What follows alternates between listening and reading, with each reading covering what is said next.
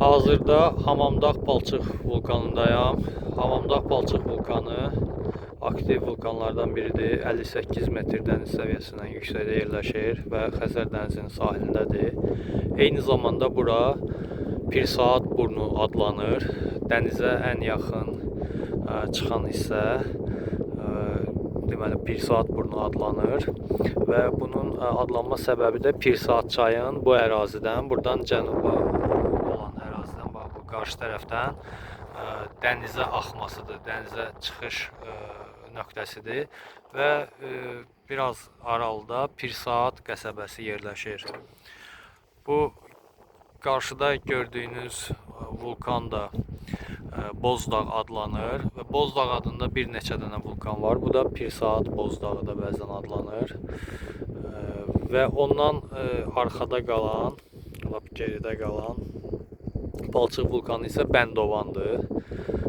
Deməli, Şirvan Milli Parkının ərazisində qalır. Bu görsənən Palçıq vulkanı isə Kalmas Palçıq vulkanıdır və ya Kalmaz. İndi mən vurğunu bilmirəm. Son atmalıyam yoxsa ortaya. Belə Kalmazdır.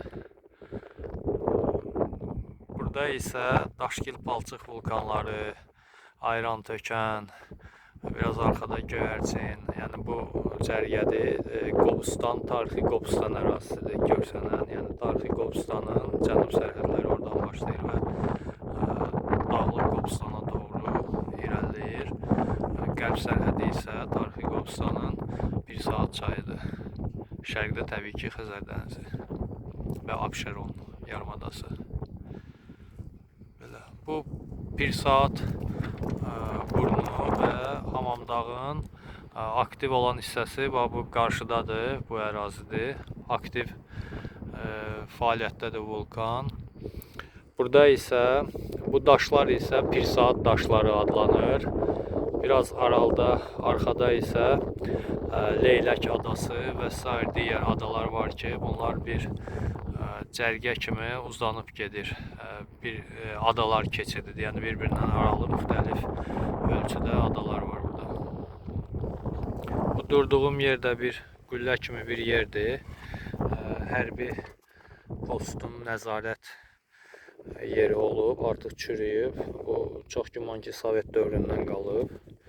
Buradan çıxıb çəkirəm hazırda. Belə.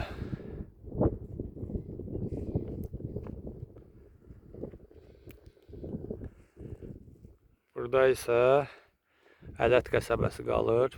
Buraya Ələt qəsəbəsindən piyada gəldik və dəniz qırağında çox gözəl balıq tutulan yerlər, baraklar və sair gördük. Çox maraqlı idi. Bu qarşıda da fermalar var, qışlaqlar var.